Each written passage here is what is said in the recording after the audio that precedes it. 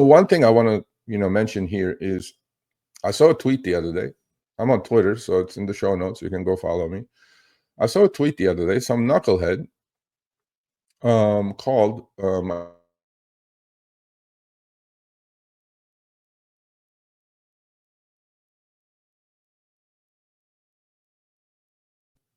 okay, what is it?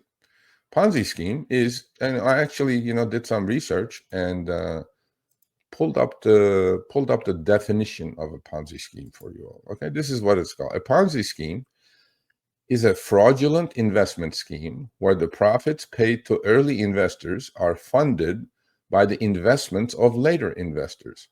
The scheme is named after Charles Ponzi, an Italian-American con artist who operated in the United States in the early 1920s.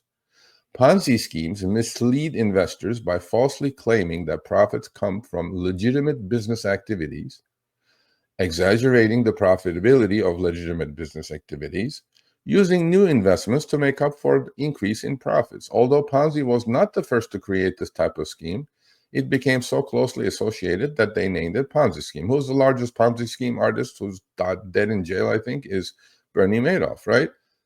Okay, so I responded to this knucklehead. He didn't respond back. MicroStrategy and Michael Saylor is not a Ponzi scheme. MicroStrategy is raising money through convertible bonds and share offerings.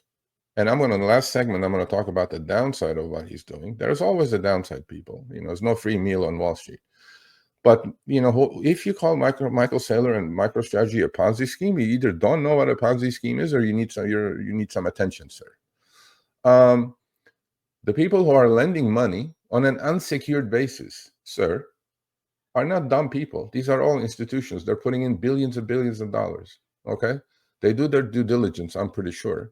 And I'm pretty sure they decided MicroStrategy is not a Ponzi scheme. What MicroStrategy is doing is basically protecting themselves as a company. And it's become, they're tapping into this source of free money. I mean, if you can get free money and do what you want to do, which is buy Bitcoin and more Bitcoin and more Bitcoin, irregardless of price, and say that I'm never going to sell it, they become a proxy. They become a surrogate. And a lot of institutions who are not allowed, by the way, due to their charter, corporate charter, they're not allowed to buy Bitcoin and participate in that market physically.